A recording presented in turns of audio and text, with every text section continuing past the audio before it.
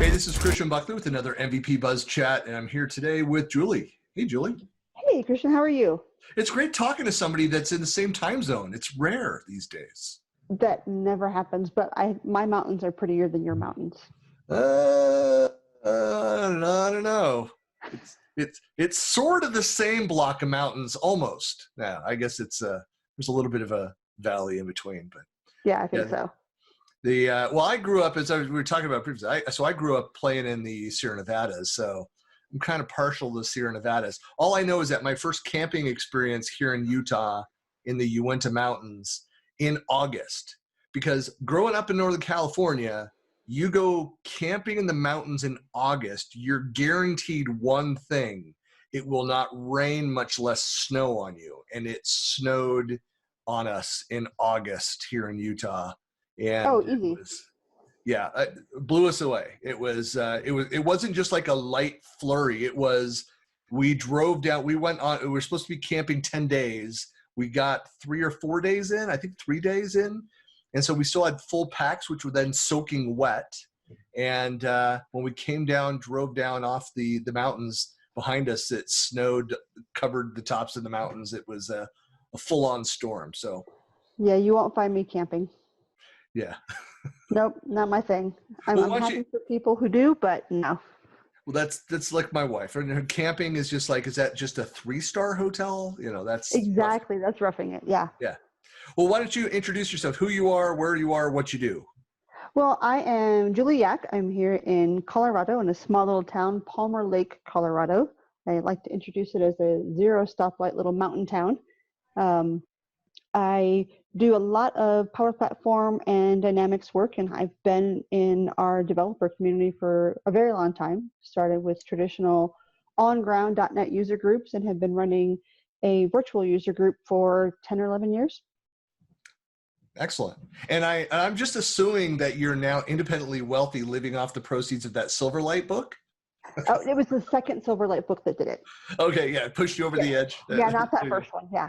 Yeah, I'm starting to run into some people that are just like, Silverlight, and what was that? That little short period of time that it was like the hot thing that was out there. It had a place. Yeah, it did. It's funny, technology. In my experience, 30 years. That stuff changes. There's a lot of stuff that stays the same, but to get worried about, to get riled up about technology that springs to life, lives a fast and loose life, and then dies very quickly. It's like, it's okay. It's usually displaced by something better and more interesting or equally exciting. But yes. Well, oddly enough, my son last night started a conversation with me about copyrights and trying to compare technical copyrights and IP with, say, Disney copyrights and IP. And I'm like, they're totally different things, because the lifespan of technology is much different than the lifespan of artsy creative stuff. Very different. Yeah, and it's and I have a former co-founder of a company who's a patent attorney now, and he's tried to bring me up to speed a couple times on what's happening in patent law, and honestly, I have my patent that I filed was back in 2003, and finally went through in 2010, and that's when I stopped paying attention to what was happening out in that intellectual property circles, what's happening with the law and the differences between them, and yeah. Well, it's necessary, but I'm not sure we're doing it right. But I'm not sure what's right. Yeah, I think I know at one time I was kind of on the bench of the believers that there just needed to be a complete overhaul in how they looked at that. It's I've run into this, had a couple experiences working in tech my entire career, of running into companies that went and acquired companies for their patent portfolios just so they could go, and it was a strategic move against certain competitors. Well, you either beat the competition or buy them. Yep. And then there's, of course, you see that it makes the news every once in a while where you have somebody that's not even in the tech space. They're just the investors, and they buy in just to start the lawsuits and settle for huge chunks of cash. Apparently it's pretty profitable, but You talking patent trolls? Yeah, yeah, they're fun Yeah, those people. guys. Yeah. Well, what do you besides this? What are you out there? What are you presenting on? What are you talking about now? What's kind of the latest, greatest? Well, Power Platform is getting a lot of attention. So Canvas apps, model-driven apps, portals, Power BI, Power Automate, all of that stuff. But I've been doing that for quite a long time, starting with the dynamic side. And so dynamic CRM kind of evolved into what we call model-driven apps now, and CDS databases and whatnot. So we've been doing that for a long time, but other people just started perking up like, oh, okay. And then they gave it a new name, and we've been going on that bandwagon. I suppose maybe we've been on that bandwagon for a long time, but I've been presenting these days on model-driven applications. So don't be afraid of them. They're not as sexy and pretty as those Canvas apps everybody keeps making, but sometimes data is what you need, and then you spend your time worrying about your data model and not so much spending your time worrying about the pixel perfect page layout, for example. Sometimes you get both. Yeah, I mean, that concept kind of goes back to, in the early days, we didn't have these pretty graphical solutions. And so it was all about the data. In fact, this came up in a conversation yesterday. So my observation, maybe you have a different observation, was that when I kind of got into the Microsoft ecosystem back in 2005, 2006, and I realized that coming from the data warehousing world and working with project and portfolio management technologies, and I was just constantly surrounded by DBAs, people that lived and breathed that data and manage that. And it just seemed to be a role that was largely absent from a lot of the Microsoft community. I know it's not the case. It just was never really talked about. So to have people that, live and breathe, and I know things evolved and changed a little bit with Satya taking over Microsoft and changing how a lot of the product teams operated, and having data analyst roles within the product team got organizations thinking differently, at least with the products, about the data that was being produced by the various products, how it was they're being used, how customers were trying to integrate and extend their capabilities with some of that data. Anyway, it just seems to be kind of a rebirth of that DBA type focus around the Microsoft ecosystem. I don't know if that's been your experience, your observations. Well, I got here through a very roundabout, indirect path. So I've only had this evolution that I'm currently on. So I started in tech in my early 30s and was always in Microsoft ecosystem. I didn't have that before. So I don't have a comparison.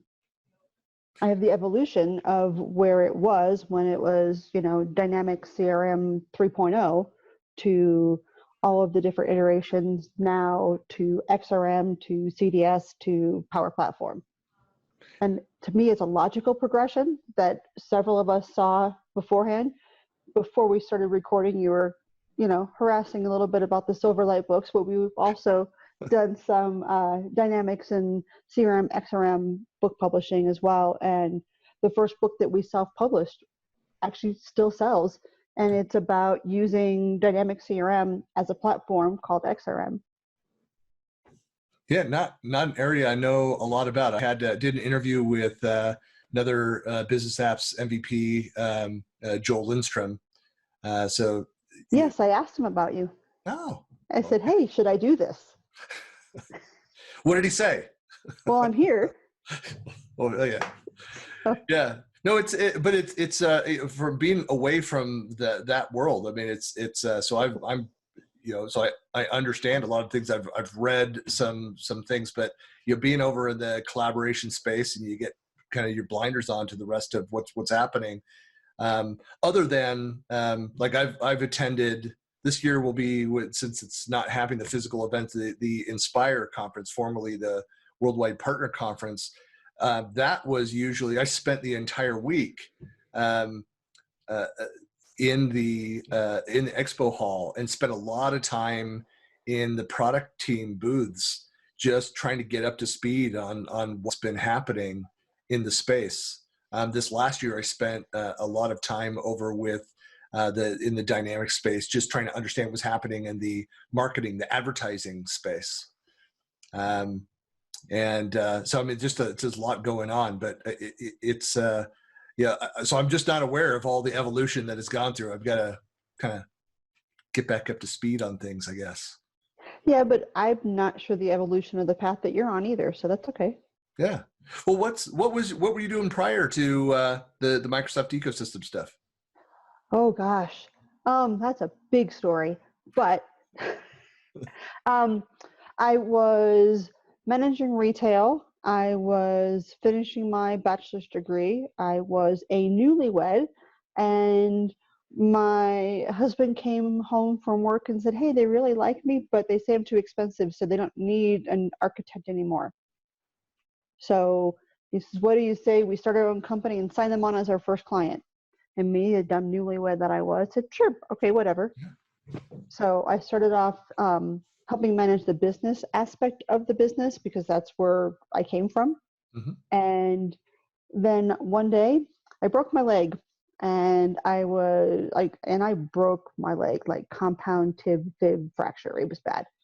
And I couldn't do anything. And I sat in a chair for 6 months, and my husband put a laptop on my lap and said, "We're going to make some software." And here we are. That's a great way to learn. Yeah. Apparently I was good at it. Well, there you go. And we still work together. And you've had when did you get your first MVP? 09. I can't see the thing from here. 09, I think. Okay. And that was that initially, like, I know everything got kind of renamed, shuffled around this couple of years. What was that originally in? CRM development. Okay. And I don't write code. Well, that's, and for folks that don't know too, it's just that Microsoft goes through with the MVP program, and we all are MVPs around certain, products or product areas. And like I started 9 years ago, was a SharePoint MVP, and then it was an Office 365, and then Office servers and services, and now Office apps and services. So, it's, I know that there are a few areas, and ultimately Microsoft doesn't care what you call yourself, a Microsoft MVP, in general. And something that's also changed, and were you generally going to the MVP summits every year? I've never missed one. Yeah, so that's something that over the last couple of years, there's the pros and cons of the way they've kind of opened up the various topics, where it used to be like all the SharePoint people were sitting in the SharePoint room for the entire week. They were out there. Right, there was 15 CRM people that sat in the room for the week. Right, and so then it's over the last couple of years, they started kind of opening that up, where like I was commenting, so 2 years in a row where I saw fellow SharePoint MVP Ted Pattison at the airport as we were both departing. Right. I didn't see him the whole week. I saw him at the airport when we were both getting ready to fly out. Ted's blue badge now, right? Is he a blue badge now? Yes, he is. He turned on us. Yep, but that happens. Well, I'll see him less now, because that's what happens when community people join Microsoft, and even the hardcore community people, and then suddenly it's like you stop seeing them. They get busy doing the job or something. But it's what's nice about the summit is being able to jump around and go into various different topics. So last year was a great example where there were people that I know are spread between the Office apps and services, the business applications, and then Azure stuff, which is all happening over the conference center on campus. And so just you see him once or twice during the entire week, and like what's going on, and so it's it's great to be able to just kind of go and pursue different interests, or because the makeup of what we're focused on, what we're interested in, is going to be very different for people. We might, in my case, that core group of SharePoint people, and some that are very cloud Azure focused, others that have gone towards the Power Platform. I'm getting back into my project and portfolio management route. So I'm doing more and more around with the project, MS Project, and Project Online, Project Server folks. Well, So from the very beginning, either I didn't know the rules or didn't care about the rules, but if there was a technology that I wanted to go learn about an MVP summit, I would just start asking till someone said it was okay. And yeah, sooner or later, I would find someone who would be like, yeah, sure, come on, Jules, come over here. yeah. And it's not like it was a close, like you cannot go in these sessions, But you but it was didn't just know like they were there. some things, right? You didn't know where they were going on. You didn't know anything about it because you just weren't informed about those. And it's still, even in and I'm sure you see this in the business applications space, then there's all the technologies that are within that larger bucket. Office apps is the same. There's so much that's within Office apps and services. And so if you're not following the specific distribution lists, you may just not know that there's calls going on or that there's a side meeting that's happening that got thrown together last minute at the MVP summit. Or Right, but there, we didn't know that they were there before. right. But I came through the path of doing .NET developer user groups. So I came through INETA and Yeah. that group of people. And so I always knew someone who knew someone, and I used that to my advantage. And I mean, sometimes it was my husband because he was an ASP.NET MVP. He was the Silverlight MVP. He's currently a BizApps MVP. So if I didn't know something was going on and he did, then I would just go find out who to ask to get included. Well, that's and a lot of people follow that path and find out about stuff like, because I think about like 3 years ago, I kind of did the same thing, heard about something, didn't ask anybody, just waited if somebody was going to throw me out of a room. We're all under the same NDA there, but right. Just went and started participating in stuff. But it's like any other conference, the MVP Summit is, you get out of it what you put into it, participate, and it's ask mostly questions. the people, because you can learn technology other places and things like that eventually. But for me, it's the people and the relationships and getting that face time with product group, getting that face time with MVPs of other varieties and so on. Yeah. Well, so how are you handling the quarantine period? What are you doing different? Well, I'm not currently a road warrior. Let's see, last year and the year before, by this point in the calendar year, I would have had almost 100,000 miles. Yeah. And right now, I think I'm sitting at about 10 or 15,000 that I've traveled so far. So let's see, cooking a lot. We're both good cooks, so that works to our advantage and disadvantage. And disadvantage. Yeah, I can. Right. Yeah, see that. Yeah. Well, but as far as community stuff, did like the rest of us, you've ramped up the online activities and events?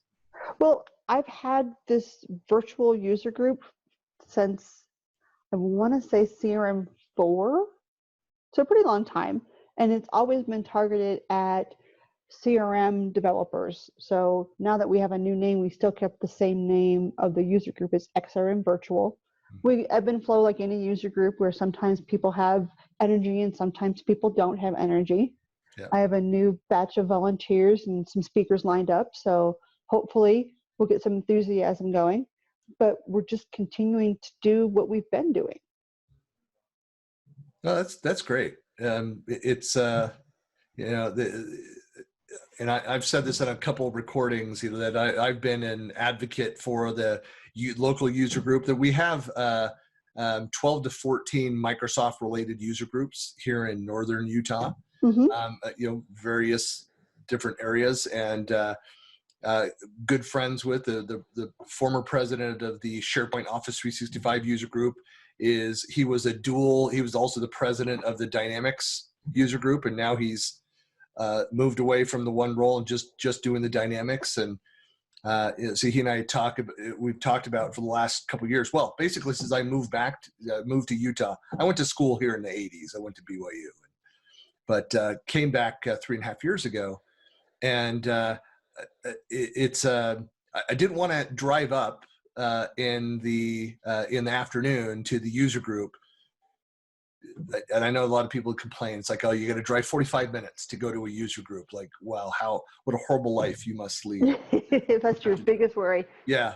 But it's, it usually happen on a day, Tuesday. And generally busy, and I had client calls, and anyway, a bunch of other reasons for it. And I said, I'd love to. I would dial in occasionally. I'd attend them sometimes, but I said I'd really like to. As they were looking for somebody to kind of take over the user group, I said, "That's the thing is, I would want to move it almost entirely virtual. I just want to." So I've been saying that for a couple of years. So now here we are, doing them all virtually. Wanting to get back and do some of the face-to-face, but I'm again pushing that idea of look, you know how you've been involved with user group stuff, and you know how you go through this where you get the regulars that are there, a dozen or 2 dozen regulars that are same people every month, and then you get another 10, 15 people which have never been, and you'll never see them again, that are more topic driven around that. And it's great to have that human interaction, but I'm pushing for like a quarterly get together that's more have a topic, but it's more about the networking, and then everything else online. That's more of the dynamics model. A lot of the dynamics user groups will meet quarterly and it's more of a, an afternoon type event instead of your traditional .NET developer group where you've got an hour presentation and some pizza. Right. So it's more of an event. So it's essentially the same amount of time that you're meeting. It's just less often. Yep. And when I got to drive to Denver to make that meeting, that's okay with me. Yeah. How far are you from Denver? Well, they don't have a set location, so the meeting bounces around. Yeah. So sometimes it's 45 minutes, sometimes it's an hour and a half. Yeah. That's always tough. It's nice. So I was a member of the SharePoint user group board there, the Puget Sound user group. So we were over at a Microsoft office in Bellevue, and you forget sometimes. And I mean, other things, I was the co-founder of the IAMCP chapter there in the Puget Sound as well. And we'd get Gabrielle Schuster coming and speak to us, or, Right. huge Microsoft names. You get kind of spoiled. And now we make a big deal if one of the local Microsoft salespeople shows up. You're like, it's great to have you. Well, but you guys are right there with Pluralsight and Explorlogics and a couple of organizations that should be willing, ready, and able to help you guys. Should be, yes. Should be. They don't. But they should be. They do not. That is unfortunate. Let me know if you want some intros.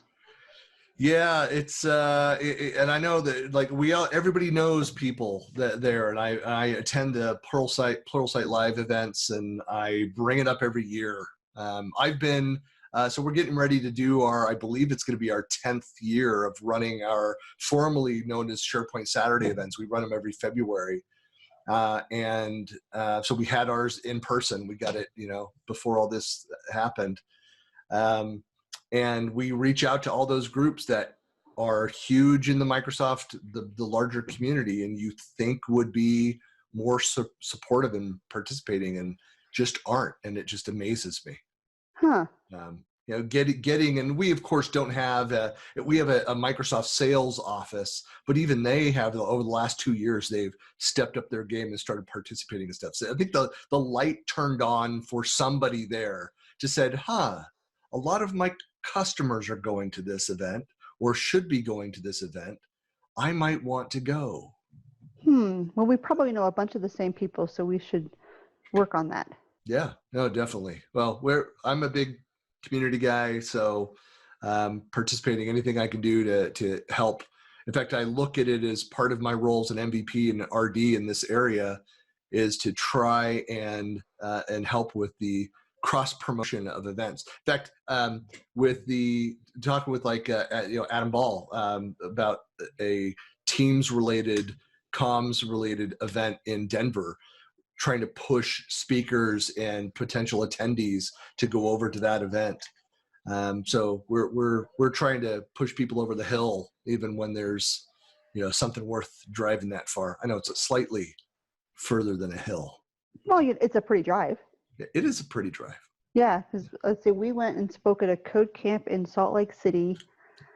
I think it was right as Pluralsight was launching, and they were an event sponsor. Huh. Yeah, they do a lot of that kind of stuff.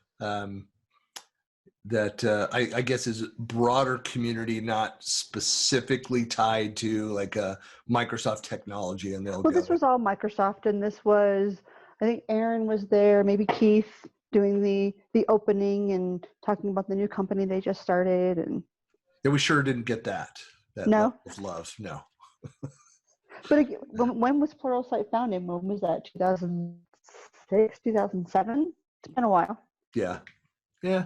Well, and who knows? They're opening up their, I don't know if it's done yet, the huge campus that is, I'm in Lehigh, and so, which is kind of the tech hub for Utah.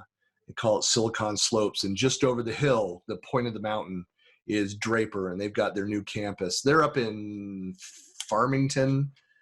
Besides, it's conveniently located close to Lagoon, which is the roller coaster park, which is I love. But otherwise, I have no desire to drive all the way up to go pester people. Yeah.